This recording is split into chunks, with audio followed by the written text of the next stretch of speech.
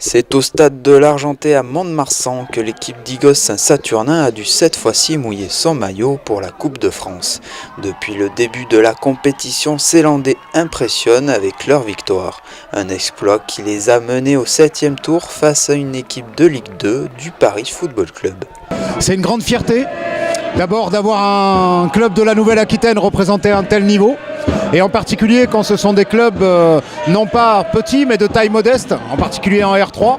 Donc j'espère sincèrement que ce soir ils vont nous faire plaisir parce que la Coupe de France a un parfum particulier.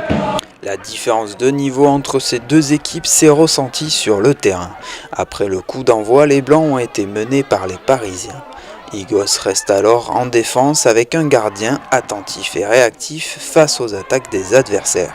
On se doutait qu'il allait être sollicité et puis dès le début on voit que les mecs ils avaient pris ça sérieusement, malheureusement pour nous, mais voilà, c'est cool aussi pour notre gardien, ça le met en lumière effectivement.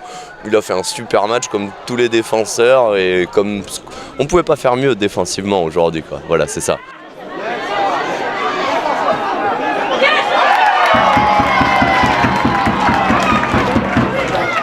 Mais lors de cette première période, 2 buts s'inscriront au tableau des Bleus.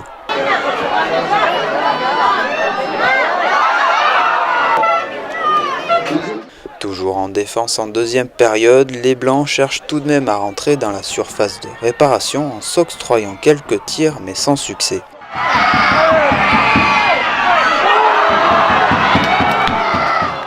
Un autre but des Bleus viendra clôturer cette rencontre avec un score final de 3-0.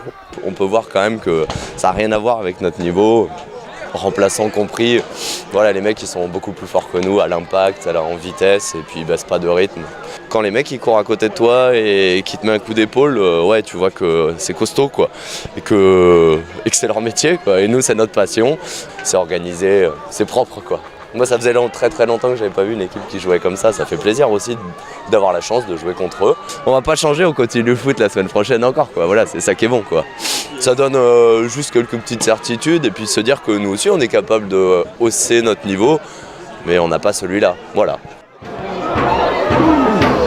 Une équipe qui s'est donc fait plaisir, soutenue de bout en bout par de nombreux supporters. Depuis 15 jours, les gens ils étaient hyper optimistes. Bon, ils se rendaient peut-être pas forcément compte du morceau qu'on avait en face.